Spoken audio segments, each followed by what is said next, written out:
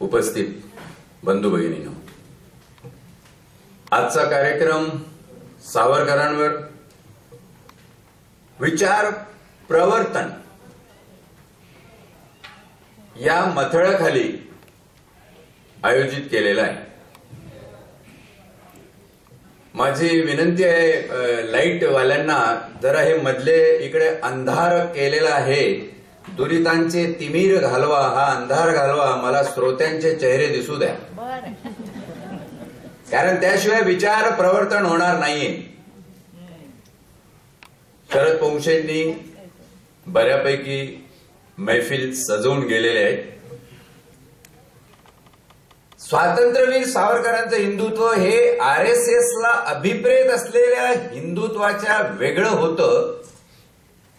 हा एकच मुद्दा त्यांनी सांगितला की पुरोगामी आणि आधुनिक वैज्ञानिकतेची कास असलेलं हिंदुत्व सावरकरांना अभिप्रेत होतं.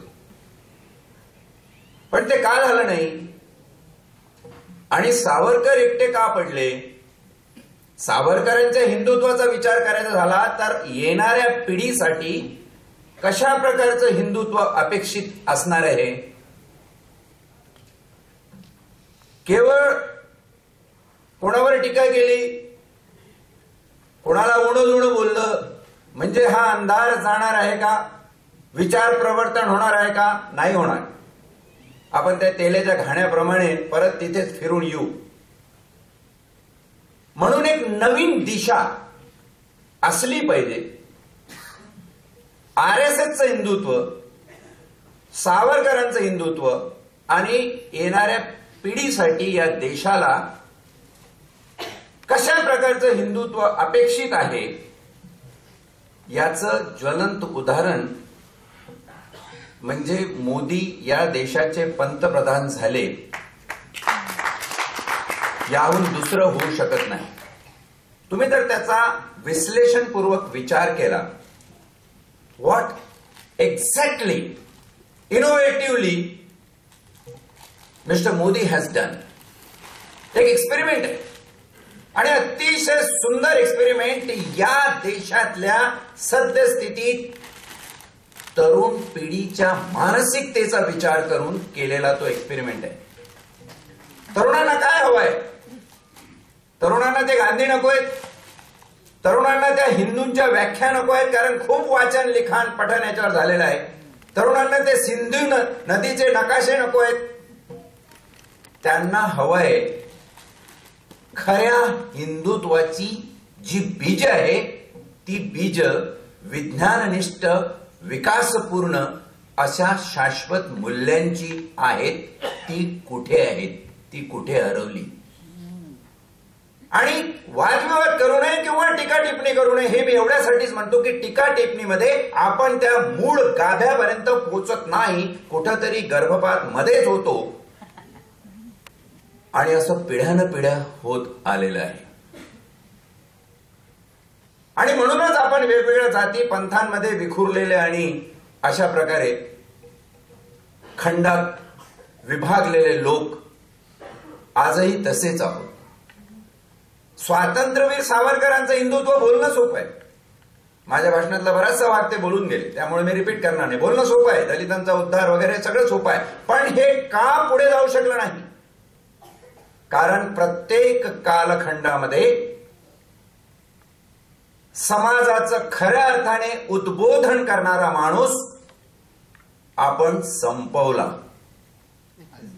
कधी तत्वांच्या मदतीने,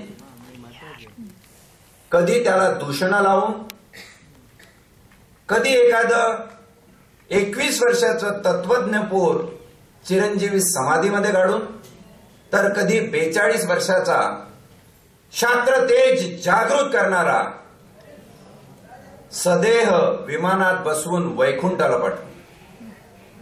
हे सदोदित होत आलेलं आहे. तुकारामाचा उल्लेख केला. वेदांचा तो अर्थ आमासीचा ठावा, हेरांनी व्हावा भार माथा, खादल्याची गोडी देखल्याची नाही, भारधनवाई मजुरीचे. इतकं स्पष्टपणे कॉन्फिडन्सने सांगणारा तुकाराम एकच संदेश देतो की ज्ञान शिकण्यापेक्षा ज्ञान जगणं महत्वाचं आहे. अरे तुम्ही ज्ञान शिकत असाल पण मी ज्ञान जगत आहे म्हणून मी तुमच्यापेक्षा मोठा आहे. आणि असं जेव्हा ठणकावून सांगितलं जातं तेव्हा अशी माणसं आपल्या दुकानदाऱ्या बंद पडतील म्हणून समाज धुरीणांना, समाज मार्तंडांना नकोशी असतात आणि म्हणून अल्पायुषी ठरतात. त्यातल्या त्या तात्यासाहेब अल्पायुषी ठरले नाहीत. हे आम्हा तुम्हा सगळ्यांसाठी नशीबवान अशी बाब आहे, भाग्यवंत गोष्ट आहे. पण मला एक प्रश्न सदोदित माझ्या मनाला खात राहतो आणि केवळ माझ्या मनाला खातो असं नाही तर मी ज्या ज्या कॉलेजमध्ये, शाळांमध्ये व्याख्यानाला जातो विद्यार्थी मला प्रश्न विचारतात. ज्ञानेश्वर 21 वर्ष, विवेकानंद 39 वर्ष, तुकाराम 42 वर्ष, छत्रपती 52 वर्ष. ही सर्व मंडळी ज्यांचा उद्घोष येणाऱ्या पिढ्या करत राहतात ही अल्पायुषी का ठरली? मध्यंतरी मी एक नाटक बघितलं. त्या नाटकातल्या इतर विषयाशी माझं काही घेणं देणं नाही, पण पहिला प्रसंग त्या नाटकातला शिवाजी अंडरग्राउंड इन भीमनगर मोहल्ला. इंद्र सभा बसलेली आहे. आपण महाराष्ट्र, मुंबई, भारत या नद्या, हे मंत्र हे इथे घुटमळत राहतो. कधीतरी या सगळ्या मागे आज जी परिस्थिती आहे, अराजकमय परिस्थिती ज्याला म्हणता येईल, अशी परिस्थिती आपल्यावर लादणाऱ्यांचं काही आंतरराष्ट्रीय षडयंत्र आहे का याचा मात्र विचार आम्ही करत नाही. आणि सद्यस्थितीतलं हिंदुत्व काय आहे या एका मुद्द्यावर पुढे जाताना मी हा प्रसंग त्या नाटकातला सांगतो. इंद्र सभा बसलेली. इंद्र हे कॅरेक्टर फक्त भारतीय संस्कृतीमध्ये आहे. कुबेर हे कॅरेक्टर फक्त भारतीय संस्कृतीमध्ये आहे. लक्ष्मी असताना सुद्धा कुबेर आहे आणि कुबेर असताना सुद्धा इंद्र आहे. या संस्कृतीनी जगाला काय शिकवलं आणि आज ते महासत्ता झाले, आम्ही मात्र शिकलो नाही. इंद्र सभा बसलेली आहे आणि तिथे एक जण येऊन प्रश्न विचारतो, अरे ते सह्याद्रीच्या कोपऱ्यामध्ये कोणी रे एवढा धुमाकूळ घातलाय, कोण रे तो? ते म्हणाला, साहेब ते शिवाजी नावाचा कोणीतरी आहे आणि फार प्रबल आहे. कुठला आहे, कुठल्या वंशाचा आहे, कुठल्या जातीचा आहे? तसं तर म्हणाले त्याचं घराणं सिसोदिया ते राजस्थानातलं आहे, ते शूद्र आहेत तसे. मग तो कसा काय राजा झाला, एवढा प्रबल कसा होऊ शकतो, कसा काय झाला तो रयतेमध्ये एवढा लोकप्रिय आहे म्हटले, स्वतःचा राज्याभिषेक करून घेतला. बरं काहीतरी करा, त्याला आपल्याला कसा मागे खेचता येईल त्यासाठी काहीतरी बघा. दुसरा सांगतो अजिबात शक्य नाही आहे. त्याचं कारण असं आहे, तो एवढा पॉप्युलर आहे आणि श्रीमंत आहे, तत्वज्ञ आहे, योगी आहे.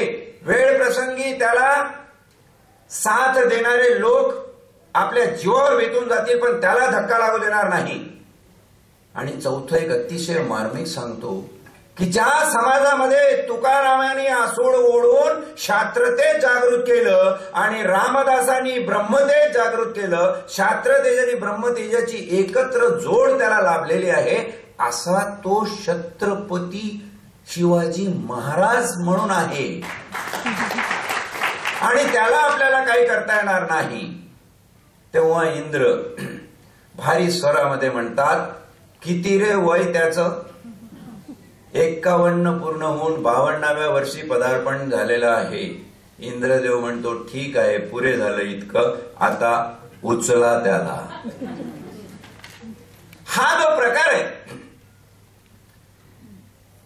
याच्यामध्ये स्वातंत्र्यवीर सावरकर कुठे येतात? चरवाक जो काय वाटतंय ते करा, काही नीती नाही, अनिती हीच नीती किंवा नीती ती अनिती. दारू प्यायची इच्छा आहे, पैसे नाही, चोरी करा, पैसे घेऊन दारू प्या, कारण हा वन वे ट्रॅफिक आहे, एकदाच जगणार, परत गेलेला क्षण जगायला येणार नाही. अशा चरवाक ऋषीला वेदांत शास्त्र सांगणाऱ्या ऋषींच्या मानसिक गुलामगिरीतून मुक्तता मिळवून देण्यासाठी हा विचार प्रवर्तक ऋषी आहे असं चर्वाकाला म्हणणारे स्वातंत्र्यवीर सावरकर 1857च्या पहिल्या स्वातंत्र्य समरामध्ये जर भारताला स्वातंत्र्य मिळालं असतं तर काय परिस्थिती झाली असती?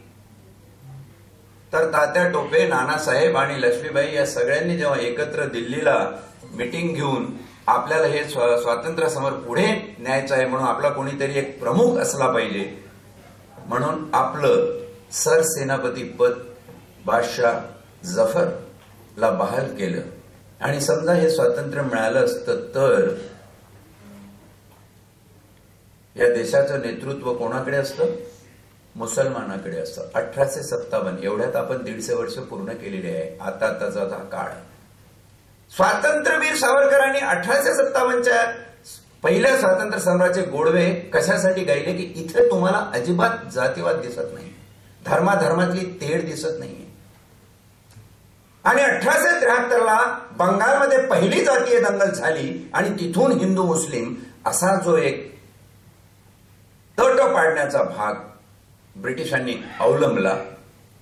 हा इतिहास सगळा बघितल्यानंतर तात्यासाहेब या मुद्द्यावर आले की खऱ्या अर्थाने भारतीयत्व, हिंदुत्व पुनर्परिभाषित करण्याची गरज आहे. पण काही लोकांची, तत्कालीन धर्ममार्तंडांची पुनर्परिभाषित करायला विरोध होता. का पुनर्भाषित करायला विरोध? सनातन स्वतःला म्हणून घेतात ना, सत्य नित्य नूतनम. मला एका काशीच्या महाराजांनी ही व्याख्या सांगितली सनातन. जर सत्य प्रत्येक क्षणाला बदलत असेल आणि नव्याने प्रतिरूपित होत असेल तर तुम्हाला पुनर्परिभाषित करू द्यायला काय अडचण आहे? पण नाही. But this is the time when Mr. Modi has realized that we must redefine Hinduism. आणि याची बीज ही स्वातंत्र्यवीर सावरकरांनी कित्येक वर्षापूर्वी एक द्रष्टा माणूस या नियतीच्या गाभाऱ्यातला त्यांनी टाकली की it's a need to redefine Hinduism. पण तेव्हा हिंदुइझमला रिडिफाईन करण्याची पद्धत नव्हती. किंबहुना हिंदुइझम जसा जसा रिडिफाईन होत चालला होता तसतसं त्याला कसं परत आपण गर्तेमध्ये उतरून जुनाट काळातल्या धर्मकांड आणि कर्मकांडांच्या ओझ्याखाली दाबून टाकू असं करणारी मंडळी वेळप्रसंगी प्रबळ होत गेली. आणि हा धर्म आहे तिथेच आहे, आपण आहोत तसेच आहोत आणि ते आहे तिथेच आहे, आपल्यावर अजूनही राज्य करत आहे. एक छोटीशी गोष्ट मला सांगावीशी वाटते की इंग्रजी साहित्यामध्ये शेक्सपियर एवढा मानदंड कोणीच नाही. शेक्सपियर हा तुकारामकालीन आहे आणि ज्ञानेश्वर हा तुकारामाच्या साधारण 350 वर्ष 13वे शतक आहे. म्हणजे जेव्हा हे 16 वर्षाचं पोर विश्वाच्या उंचीचं तत्वज्ञान सांगत होतं, लिहत होतं, तेव्हा हे युरोपियन कंट्री अक्षरशः रानटी अवस्थेमध्ये जगत होते. आज ते कुठे आहेत? आम्ही कुठे आहोत? कारण त्यावेळी निर्वंश व्हायला पाहिजे असा फतवा ज्या धर्ममार्तंडांनी बजावला त्यांचे धर्ममार्तंड जिवंत कुठे आहेत की नाही माहित नाही. पण ज्ञानेश्वर 750 वर्ष चिरंजीवी झालेला आहे. हे जे हिंदुत्वाचं बीजकरण आहे हे स्वातंत्र्यवीर सावरकरांना अभिप्रेत होतं. हे फक्त आपल्याकडे झालं असं नाही. आणि उद्ध्वस्ता जेणीप्रमाणे जैसे न चालता सूर्याचे चालणे तैसे नैष्कर्मत्वाची जाणे कर्मेणी असता अशी ओवी जेव्हा ज्ञानेश्वर 13व्या शतकात लिहितो, 1292-91चा हा काळ आहे, त्यावेळी तो लिहितो की सूर्य स्थिर आहे आणि पृथ्वी त्याच्या भोवती आहे. हे विज्ञान नाही आहे ज्ञानेश्वरीत सांगितलेलं. अरे आमच्यापेक्षा 300 वर्षांनी 1510 कोपर्निकस आणि 1647 गॅलिलिओ यांनी जेव्हा हा वैज्ञानिक सिद्धांत मांडला तेव्हा तत्कालीन ख्रिश्चन धर्ममार्तंडांनी त्यांना कालकोठली दामळं विष दिलं वगैरे वगैरे. म्हणजे धर्ममार्तंडाची अवलाद फक्त पैठणच्याच धर्मपीठावर बसली होती असं नाही, तर जगभरात प्रकार हाच होता, तिकडे सुद्धा हेच होते. आणि जगभरातलं हे सावट कसं दूर करता येईल याचा जो विचार आहे तो सावरकरांनी मांडला की let's come together, call all together. हिमालयापासून या समुद्रापर्यंत जो कोण असेल या भूमीतला तो सर्व हिंदू, ही एक व्यापक परिभाषा. आणि हे आपसापसातले कसे तोडायचे, आपसापसातलं कसं नष्ट करायचं, तर त्यांनी सांगितलं की हिंदू विचार हा धर्म नव्हे तर ही जीवन प्रणाली आहे. पण ही जीवन प्रणाली जेव्हा आपण धर्माच्या लपेटलेल्या अस्तराच्या बाहेर फाडून घेऊन जातो तेव्हाच ही खऱ्या अर्थाने मानवाच्या शाश्वत जगण्याची सैद्धांतिक प्रणाली ठरते, किंबहुना नाही. आणि हे सत्य त्यांनी सांगितलं. म्हणजे तुम्हाला माहित आहे सगळं, शरद पवारांच्या भाषणामध्ये भरपूर सगळे रेफरन्स आले, पण कसं करायचंय, होणार कसं आहे. दिवा जळतो, फक्त उजेड देतो, पण दिवा जाळतो सुद्धा. दिवा जाळतो ही जाणीव ज्याला आहे त्यांनीच दिव्याचा योग्य वापर करावा.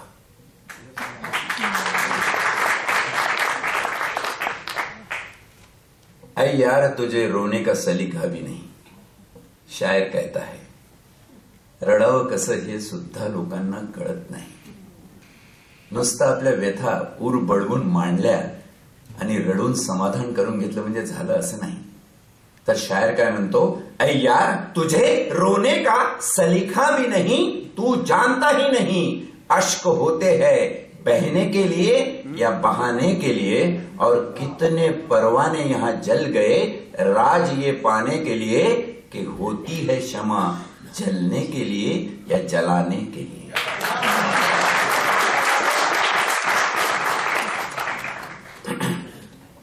धर्मतत्वांवर भाषण करणं सोपं आहे हो, पण हे करायचं कसं, हाऊ टू डू इट. हिंदू शब्दांची व्याख्या त्यांनी सांगितली. आज केवढी विटंबना चाललेली आहे, as if it is been abuse everywhere. काय चाललंय काय. जर एवढं सगळं आहे तर हा जो आज पसारा आहे ही अराजकमय परिस्थिती आहे, ती का निर्माण झाली आहे. कंधारला लिहिला ऋग्वेद, नव्हताच कसला भेदाभेद. भारत खंड होता अभेद आणि परक्यांनी दिला नावाचा छेद. केला त्यांनी आमचा हिंदू, बोल बोबडे बोलून सिंधू. अहो जग होते आम्हाच वंदू, पण आम्हीच होतो आपसात निंदू. तक्षशिला आणि नालंदा जर बघितली तर 160 फॉरेनर तक्षशिलेला शिक्षण घेत आहेत. हा अभिलेख आहे. काय पासपोर्ट आणि व्हिसा सिस्टीम असेल किंवा काय असेल, whatever it may be, do we forgot all that. आपल्याला सगळं विसरून जायचंय. हा व्यापक विचार सावरकरांनी. आर्य दस्युपणी व्रात भांडला. ते पुढे म्हणतात की आर्य दस्युपणी या आमच्या जुन्या जातीत आर्य सुद्धा इथे आले, पण इथले झाले. व्रात पतये नमा, गणपती व्रात्यांची देवता आम्ही स्वीकारली, आर्यांनी स्वीकारली. आर्य दस्युपणी व्रात भांडला, पण व्यापार वर्णांचा अहो असा मांडला. स्वाभिमान स्वहस्ते सांडूनी आईचाच आमच्या जुगार मांडला. भारतीय संस्कृतीचा जुगार मांडणाऱ्यांनो, हे विचार प्रवर्तनाचं भाषण आणि ही चर्चासत्र तुमच्यासाठी आहे. हे धंदे आणि उद्योग व्यापार धर्माच्या तत्वावर करणाऱ्यांनो, हे चर्चासत्र हे विचार प्रवर्तन तुमच्यासाठी. आर्य दस्युपणी व्रात भांडला, व्यापार वर्णांचा असा मांडला. स्वाभिमान स्वहस्ते सांडोनी आईचाच आमच्या जुगार मांडला. आणि जुगार तुम्ही मांडल्यावर जुगारी येणार नाही जुगार खेळायला. मोगल पोर्तू इंग्रज आले, आणि आले ते काय जेवायला आले, इथे आईचा पदर काढून गेले. मोगल पोर्तू इंग्रज आले, आईचा पदर काढून गेले. तानुले सगळे उघडे पडले, बौद्ध ख्रिश्चन मुस्लिम झाले. कोण म्हणतं या जगामध्ये सगळे मुस्लिम चंगीज खानाचे वंशज आहे, चंगीज खानाचे नातेवाईक इथे आले. विचार पडतो मला. नेपाळ हे जगामधलं एकुलतं एक हिंदू राष्ट्र, ज्याचं नावच हिंदू राष्ट्र म्हणून होतं.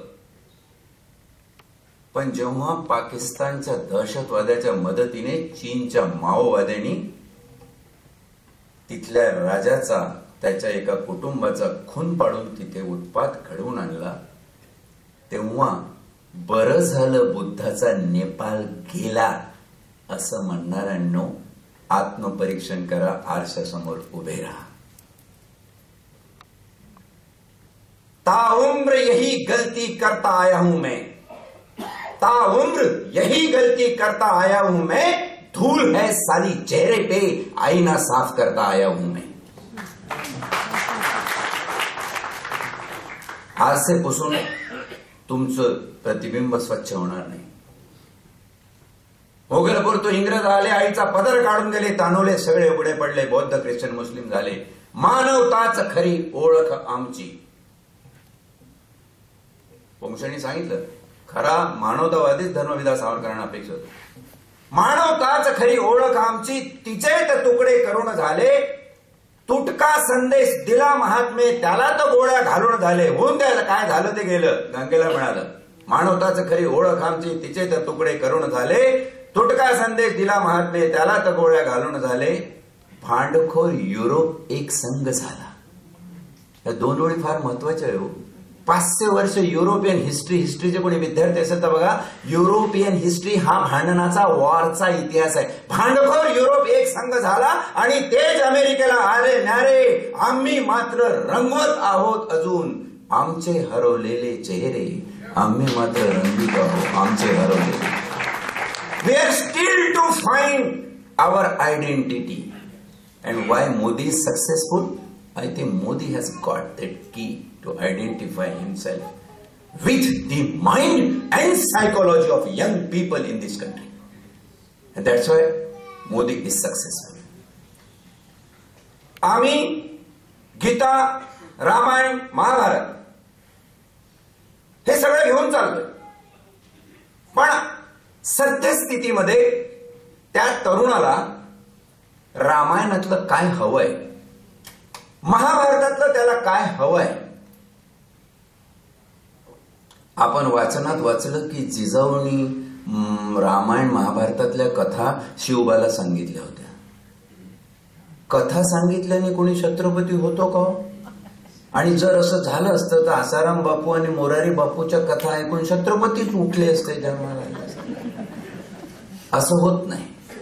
हा मुरदाड मनाचा समाज 5000 वर्षापासून तसंच चालू आहे आणि म्हणूनच इथे गीता सांगावी लागली. एका भाषणामध्ये शरद पोंक्षे सुद्धा म्हणाले होते की तात्या तुम्ही या, हो तात्यासाहेब तुम्ही या, विदा सावरकर तुम्ही या, बघा काय अराजक चाललेलं आहे. मी एका कवी संमेलनाचा अध्यक्ष होतो, तिथे कॉलेजचे विद्यार्थी कविता म्हणत होते. एकाने म्हटलं शिवबा तू येशील का, तो शिवबाला बोलवतोय. एक म्हणाला भीमा तू ये रे, भीमराव आंबेडकरांना बोलवतोय. समजा ही लोक आली, एक हायपोथेसिस लक्षात घ्या की यांच्या आत्मे परत जिवंत झाले, ही लोक आली, विदा सावरकर आले, शिवबा आले घोड्यावरून. शिवबाचं घोड्यावरून आलं तर ते कुठल्या फ्लायओव्हरवरून कुठे जायचं काय, त्याला ट्रॅफिक बिफिक काय कळायचं नाही. आणि भीमराव आंबेडकरी आले, सगळे आले. खरंच आजच्या या सद्यस्थितीमध्ये काय करू शकतील का? काहीही करू शकणार नाही. म्हणून माझा प्रश्न असांना की या लोकांना बोलवण्यापेक्षा याचा विचार करा की ते त्या काळामध्ये उभे राहिले ते कसे, त्यांनी कोणाला बोलवलं नाही. सावरकर कधी अशी कविता म्हणत नाही की टिळक तुम्ही आहो. आमचे अशोक नायगावकर म्हणतात टिळक तुम्ही आहो, सावरकर कधी म्हणत नाही. माझा प्रश्न त्या सगळ्या कॉलेजच्या विद्यार्थ्यांना होता कवी संमेलनाचं अध्यक्षपदाचं भाषण करत असताना की तुमच्यातला शिवबा का उभा राहत नाही, तुमच्यातून टिळक का उठत नाही, तुमच्यातून विदा सावरकर तात्यासाहेब का उठत नाही, तुमच्यातून विवेकानंद का उठत नाही, तुमच्यातून आंबेडकर का उभा राहत नाही. ही मुरदाड मनाची अवस्था असल्यामुळेच श्रीकृष्णाला निष्प्रभ झालेल्या त्या अर्जुनाला गीता सांगावी लागली. म्हणूनच आज गीता हार्वर्ड विद्यापीठाच्या MBA कोर्समध्ये इंट्रोडक्शनच्या पहिल्या चॅप्टरमध्ये शिकवली जाते की most motivational spirit in the old literature is Gita from India and we have to understand it. अस्तित्वाला न्याय दे. जन्माला आला नुसतं सकाळी 1.5 किलो आणि संध्याकाळी 1.25 किलो अन्न भूतलावरचं संपवायला नाही. काहीतरी वेगळं काम आहे, त्याला न्याय दे.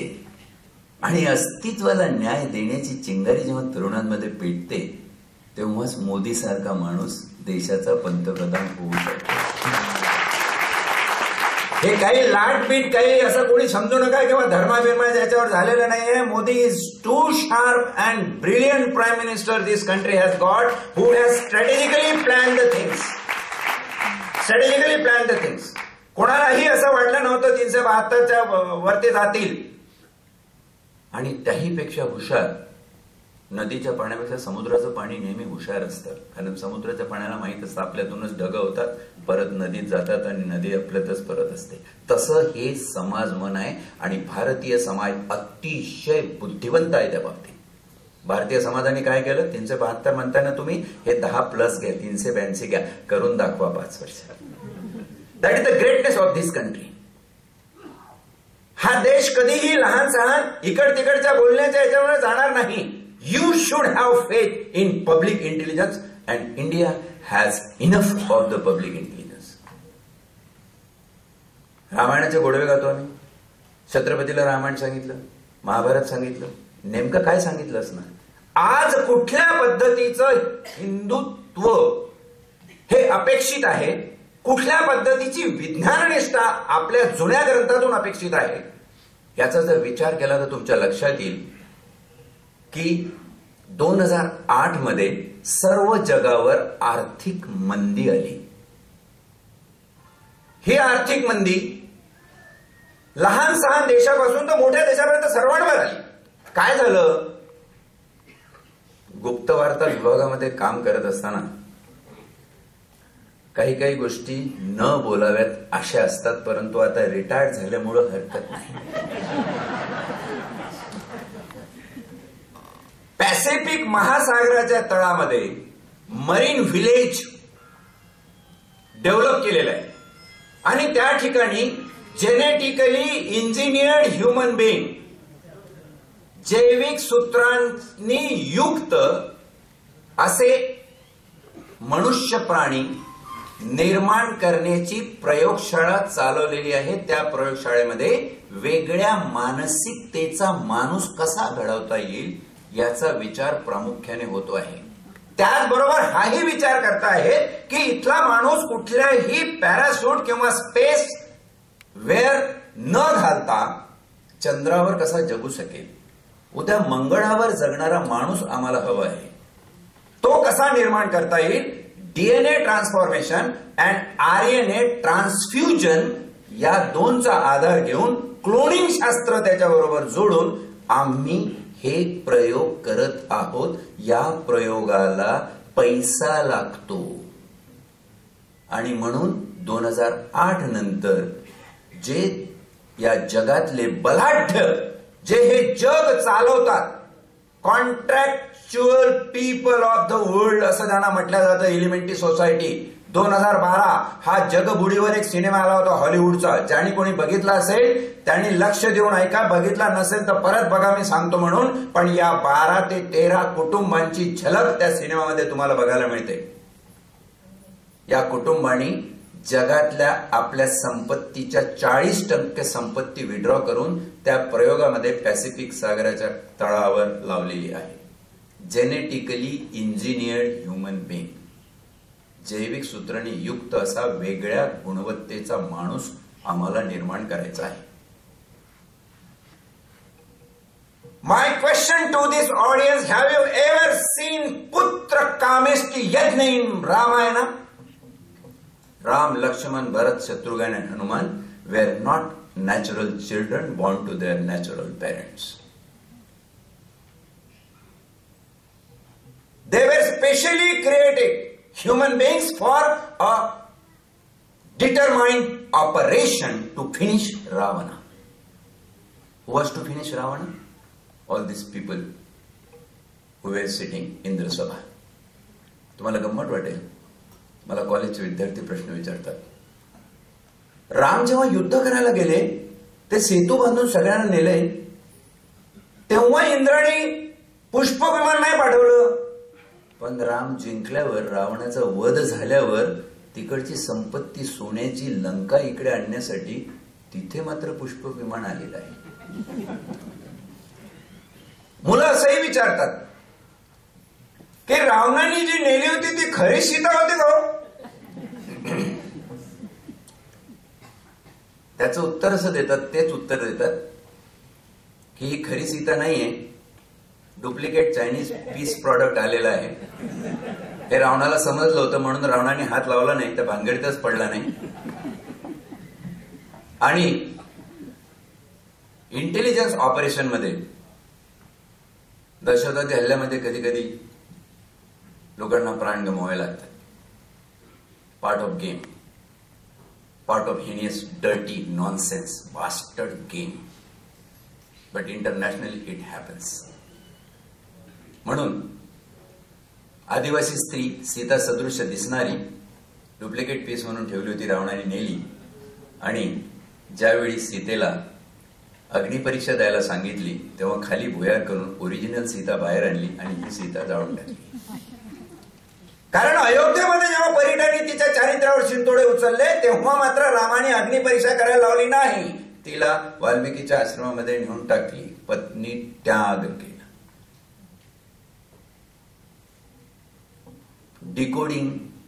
Decoding the old religious scripture.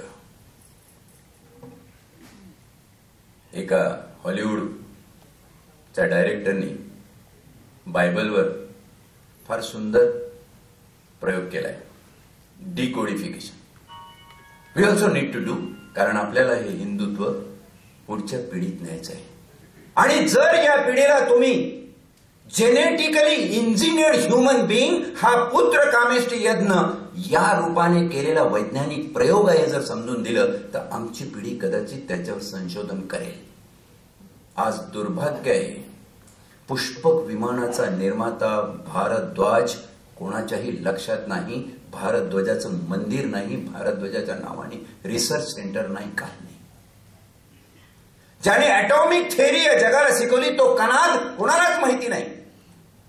ज्याने शस्त्रक्रिया कशी करायची हे शिकवलं तो सुश्रुत कोणालाच माहित नाही. दादरला सुश्रुत हॉस्पिटल आहे, त्या हॉस्पिटलला नाव दिलं, फार बरं केलं. कमीत कमी त्या सुश्रुताचं नाव तरी त्या हॉस्पिटलला आहे. बीजगणित आणि भूमितीचा निर्माता भास्कराचार्य आम्हाला माहित नाही, गणित तज्ञ आर्यभट्टाचं मंदिर आम्हाला दिसत नाही. मानसिक प्रयोगातूनच माणसावर नवीन पिढी घडवण्याचे प्रकार केले जाऊ शकतात हे सांगणारा मानसोपचार तज्ञ वराहमिहीर आपल्याला माहित नाही. फार्मास्युटिसिसची डेफिनेशन जगाला सांगणारा चरक ऋषी आम्हाला माहिती नाही. आम्हाला फक्त शिकवलंय उत्सव करायचे, आम्हाला फक्त शिकवलंय मंदिर बांधायचे, आम्हाला फक्त शिकवलंय 9 करोडचे सोन्याचे मुकुट लावायचे आणि प्रसंग आल्यावर ढंटढन ढंटढन ढंटढन करून नाचायचं, उत्सव साजरे करायचे. म्हणजे जगामध्ये कुठेही नाही एवढा जास्त टीजिंग, महिलांची छेडछाड करणारा प्रकार भारतात होत असेल तर मला वाटतं नवीन पिढी आज विचार करायला लागलेली आहे की हे असं का होत आहे. कारण गवळीनीचे कपडे लपवणारा आणि मडके फोडून दही खाणारा, चोरून दही खाणारा आमचा देव आहे. देवामध्ये कसा फरक केलाय. आणि इथेच विदा सावरकरांचं RSS बरोबर वाटत असेल. का तुम्हाला तो दही चोरून खाणारा कृष्ण गोविंदा म्हणून साजरा करावासा वाटतो? तुम्हाला कृष्णाला, निष्प्रभ झालेल्या मनाला प्रेरणा देणारा, गीता सांगणारा कृष्ण का हवासा वाटत नाही? कारण ज्ञान संपादन करण्याची ताकद आमच्या पिढीची संपलेली आहे. आम्हाला का तो कृष्ण आवडत नाही? म्हणजे इथे जी तफावत आहे तीच तफावत त्यावेळचा हिंदुत्ववाद आणि आत्ता पिढ्यांना कसा हिंदुत्ववाद अपेक्षित आहे त्यावर आहे. महाभारतामध्ये अशा गोष्टींचं नुसतं पेव आहे.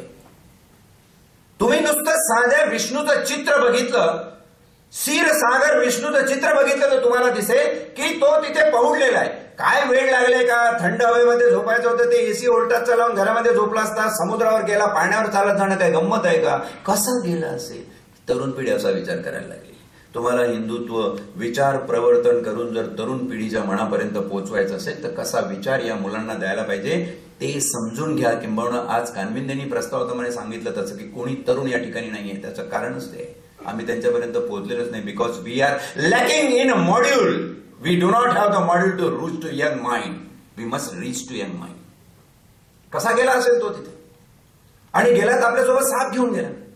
तो पण साधा सुद्धा साप नाही, भुजंग.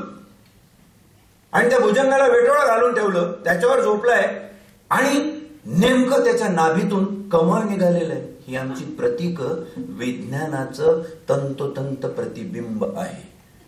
हे तरुणांना सांगितलं तर खरा विचार प्रवर्तन होईल आणि विदा सावरकरांचा विचार या पिढीपर्यंत पोहोचेल. काय करतोय ब्रह्मदेव?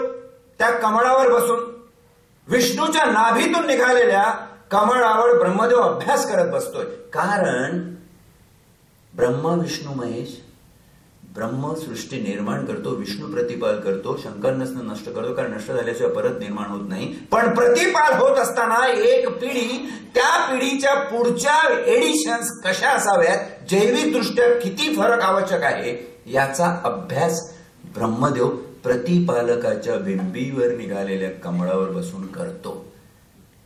हे जैविकदृष्ट्या नवीन पिढी घडवण्याचं तंत्र नव्हे का हो? आणि आज जसं आर्थिक सावट आलं, या सगळ्या एक्सपेरिमेंटला पैसा लागतो, म्हणून त्या ठिकाणी विष्णूचे पाय चेपत लक्ष्मी बसलेली आहे त्या प्रतीकामध्ये. हे खोटं आहे का? हे जर सगळं खरं आहे तर आम्ही तुझे आहे तुझं पासी परी विनाकारण येडा झालासी अशी परिस्थिती झाली. Let's go back to our basic and find out the meaning of existence. मानव म्हणून या ठिकाणी जन्माला आलेला आहे, त्याचं निश्चितपणाने कारण आहे. आणि ती कारण जगातली फक्त एकच संस्कृती, भारतीय संस्कृती सांगते. आपण तिथपर्यंत पोचलो तरच खऱ्या अर्थाने सावरकरांना अभिप्रेत असलेला हिंदुत्ववाद, त्यांची डेफिनेशन एवढी क्लिअर आहे. It's geographical and cultural. मला तर वाटतं अमर्त्य सेननी विदा सावरकरांचे जे दोन शब्द चोरले असावे, जॉग्राफी अँड कल्चर. त्यांना जे नोबेल पारितोषिक मिळालं इकॉनॉमिक्स मध्ये, अर्थशास्त्रामध्ये, त्यांच्या प्रबंधामध्ये स्टार्टिंग अशी आहे की जगातला कुठलाही विकास आराखडा जोपर्यंत तिथल्या माणसाच्या भौगोलिक आणि सांस्कृतिक मिलनातून निष्पन्न होत नाही तोपर्यंत विकास शक्य नाही. You cannot develop any plan unless you include the geography and culture of the particular area. So meticulous is. आणि म्हणून एरिया, भौगोलिकता विदा सावरकरांनी मांडली. विदा सावरकरांनी ही ग्रंथसंपदा, यांचे कुठे हिंदू शब्द नाहीये, ही ग्रंथसंपदा कशा रीतीने मुलांसमोर द्यावी. इव्हन टिळकांनी रामायणातली अनेक उदाहरणं गीता राष्ट्रामध्ये सांगताना विशद केलेली आहेत की असं का झालं असावं, असं का होत असावं. एक चालना आहे. माझी विनंती आहे सर्वांना, जोपर्यंत ही चालना तरुण पिढीच्या मनाला तुम्ही देत नाही, त्यांच्या बुद्धीला विचार प्रवर्तन खऱ्या अर्थाने होत नाही, तोपर्यंत तरुण या गोष्टीकडे आकर्षित होणार नाही. महाभारतामध्ये नरोवा कुंजरोचं अंतिम सत्य द्रोणाचार्याचा मृत्यू आहे हे जोपर्यंत समजत नाही तोपर्यंत विदा सावरकरांचा विचार जर पुढे न्यायचा असेल. विदा सावरकर मला मनापासून आवडलेला माणूस, अभ्यास खूप केलेला आहे, पण वरवरच्या सगळ्या गोष्टी आहेत आणि वरवरच्या सगळं लिखाण केलेलं आहे. पण विदा सावरकर अंतरंगात शिरल्यानंतर तुम्हाला दिसतं. नलिनी फडके वय वर्ष 90. ही बातमी कानविंदे तुमची वर्तमानपत्रात आल्यावर त्यांनी मला शोध घेतला माझा. मला म्हणाले या तुम्ही, मला तुमच्याशी बोलायचं आहे. विदा सावरकरांनी माझं लग्न लावून दिलं. मी तेव्हा 17 वर्षाचे होते आणि तिने तो सगळा अभ्यास आणि सगळं हे मला सांगितलं. मी काही छोटे छोटे प्रश्न विचारले, ते म्हणायचे अहो हे सगळं सोडा, ह्यांच्या सगळ्या पलीकडे होता माणूस तो. आपण माणसं हिमालयाच्या उंचीची असतात, पण कधीतरी त्यांना कशामध्ये तरी लपेटून खुजं करून टाकतो. असं खुजीकरण कृपा करून थांबवा. हे खुजीकरण आम्ही महाभारताचं केलं, हे खुजीकरण रामायणाचं केलं. यदा यदा धर्मस्य ग्लानिर्भवति भारत, सतत भारताला धर्माच्या ग्लानीमध्ये ठेवलं. आणि म्हणूनच आलं त्या दिल्लीच्या रस्त्यावर 16 डिसेंबर 2012ला द्रौपदीचं कलेवर रक्तरंजित बलात्कारित निर्भयाचं पडलेलं होतं, कोई माई का लाल गया नाही आणि त्याच्यावर कपडा टाकला नाही 1.5 मीटर. पोलिसांना जाऊन शेवटी तो पंचनामा करायला लागला. कारण आमच्यावर हे बिंबवलेलं आहे, धर्मस्य ग्लानिर्भवति भारत, तू काही करायचं नाही, श्रीकृष्ण येईल आणि तिला वस्त्र देईल. या ज्या सगळ्या गोष्टी आहे या कुठेतरी नवीन परिभाषा निर्माण करून नव्या दृष्टीने बघण्याची गरज आहे, हे आक्रोशपूर्वक सांगणारे विदा सावरकर. म्हणून विदा सावरकरांचा हिंदुत्ववाद आणि सद्यस्थितीत आपल्याला कुठल्या प्रकारचा हिंदुत्ववाद हवा आहे. हिंदुत्व हे नष्ट होणार नाही, कारण ही धर्म नाहीच आहे. जे धर्म म्हणतात त्यांनी मोठी चूक केलेली आहे. आज मी भाग्यवंत इथे भाषण करायला शेवडेंसारखे महंत या ठिकाणी, खरा छत्रपती शिवाजी, खरा संभाजी अभ्यास करून या माणसाने त्याच्या लेखणीतून पाचारला. तुम्हाला आश्चर्य वाटेल तर तुमच्या परिचयात सांगतील की नाही माहित नाही, पण मी मला आवडत नाही म्हणून बोलतो की छत्रपती शिवाजीवर त्यांनी लिहिलेलं पुस्तक ब्रिटिशच्या पार्लमेंटमध्ये प्रकाशित होते, पण इथल्या न्यूजपेपरला त्याची बातमी देऊन सुद्धा छापावीशी वाटत नाही. हे कसं बदलाल? शरद पोंक्षेंसारखी भाषणं होणे बदलणार आहे का? बदलायचं असेल तर जरूर बदला. माझा विश्वासच नाही कोणाला उणं थोडं बोलण्यामध्ये, कारण आपली प्रचंड शक्ती आपण त्याच्यात वाया घालवतोय. आपला विश्वास पाहिजे येणाऱ्या काळावर आणि स्वत्वावर. आणि हिंदू फिलॉसॉफी हेच शिकवते. हिंदू फिलॉसॉफी हेच शिकवते. इथे 4,500 वर्षाचा इतिहास असा डोळ्यासमोर घेण्याची व्यापक दृष्टी तुमची पाहिजे. आणि ती दृष्टी ज्या दिवशी येईल त्या दिवशी खऱ्या अर्थाने तात्यासाहेबांचा विचार हा नवीन रीतीनं हिंदुत्ववाद नवीन दृष्टीनं पुनर्परिभाषित झालेला असेल. आणि तेच त्यांना हवंय, तेच त्यांना हवंय. या ठिकाणी कितीही तुम्ही घसेफोड केली किंवा कितीही प्रचंड भाषणं केली, तुम्ही बदलणार नाही, मी सांगतो. पण येणारा काळ हा ठोकून पिटून तुम्हाला बदलवून टाकणार. तुम्ही मोठे होता, तुम्ही विश्वाच्या तोलीचं तत्वज्ञान सांगत होते तेव्हा ते रानटी अवस्थेत होते. हे चक्र उलट फिरणार आहे आणि मोदींपासून मला वाटते ही सुमंगल सुरुवात झालेली आहे. कुणीही मोदीला भगव्याच्या याच्यामध्ये घेऊन किंवा ते काही मिरवण्याची काही गरज नाही. Go scientific and learn the strategical planning from that man. तरुणांची मनं कशी काबीज करायची, या भारतीय संस्कृतीमध्ये मानवी जीवनाची शाश्वत सिद्धांतिक मूल्य जोपर्यंत जिवंत आहे तोपर्यंत ही भारतीय संस्कृती नष्ट होणार नाही. इथे इंग्रज आले, मोगल आले, कोण काय आहे. आणि म्हणून एका मुसलमानांनी लिहिलेल्या 4 ओळी बोलून मी माझं आजचं भाषण संपवणार आहे. अय्यम्मा इक्बाल, प्रश्न नंतर घेणार आहे, मला प्रश्न विचारायचे आहेत, नंतर घेणार आहे, सॉरी. अय्यम्मा इक्बाल नावाचा एक कवी 1929 साली लिहितो की मगरिब की वादियों में गूंजी अजा हमारी. मगरिब म्हणजे पाश्चिमात्य. पाश्चिमात्य लोकांना आमचा लौकिक कळाला. मगरिब की वादियों में गूंजी अजा हमारी, मुमकिन नहीं मिटाना नामो निशा हमारा. क्या बात है कि मिटती नहीं है हस्ती हमारी, वरना बरसों दुश्मन रहा है दौरे जहां हमारा. अहो इथे कोण नाही आले? 500 वर्ष मुघल आले, 250 वर्ष इंग्रज आले, पोर्तुगीज आले, फ्रेंच आले, डच आले. पण भारतीय संस्कृती आहे त्या ताठ मानेने उभी आहे. कारण मगरिब की वादियों में गूंजी अजा हमारी, मुमकिन नहीं मिटाना नामो निशा हमारा. क्या बात है कि मिटती नहीं है हस्ती हमारी, वरना बरसों दुश्मन रहा है दौरे जहां हमारा. सारे जहां से अच्छा हिंदुस्तान हमारा, सारे जहां से अच्छा हिंदुस्तान. धन्यवाद.